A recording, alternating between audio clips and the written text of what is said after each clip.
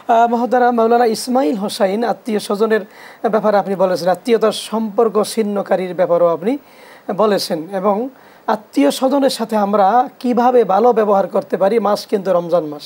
প্রশ্নে যাওয়ার আগে আরেকটা হাদিস আমি বলতে চাই। রাসূল করিম সাল্লাল্লাহু আলাইহি সাল্লাম বলেছেন, প্রত্যেক বান্দার আমল আল্লাহ তাআলার কাছে প্রত্যেক বৃহস্পতিবার উপস্থাপন করা হয়।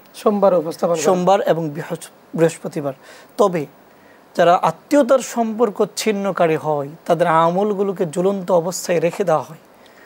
তাদের আমলগুলোকে আল্লাহ তাআলা ঝুলন্ত অবস্থায় রাখেন যতক্ষণ পর্যন্ত না তারা তাদের আত্মীয়তার সম্পর্কটাকে ঠিক করে নেয়। তাহলে আত্মীয়তার সম্পর্ক ঠিক করার গুরুত্ব অপরিসীম।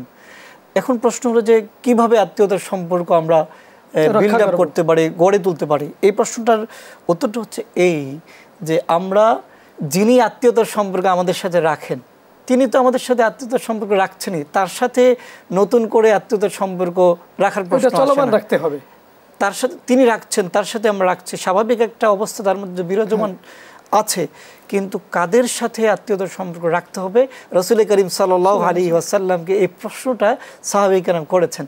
আল্লাহর হাবিব হযরত মুহাম্মদ রাসূলুল্লাহ সাল্লাল্লাহু আলাইহি ওয়াসাল্লাম জানিয়েছেন, কাদের সাথে আত্মীয়তার হক তোমরা রাখবে, সম্পর্ক রাখবে, যারা তোমাদের সাথে আত্মীয়তার বন্ধন ছিন্ন করে, অর্থাৎ যারা সম্পর্ক থেকে দূরে সরে যেতে চায় তুমি তাদের সাথে সম্পর্ক রক্ষা করবে, অন্তত সালাম বিনিময়ের মাধ্যমে হলো। তাহলে আমরা এখান থেকে কি শিখি? যে আমরা শিখতে পারি কেউ আমাদের কাছ থেকে যদি সম্পর্ক বিচ্ছিন্ন করতে চায়, মুহাম্মদ রাসূলুল্লাহ বিচ্ছিন্ন করেন নাই। শুকরিয়া, জাযাকাল্লাহ। সুন্দর বলেছেন, আবারও ইনশাআল্লাহ আপনার কাছে আসবো।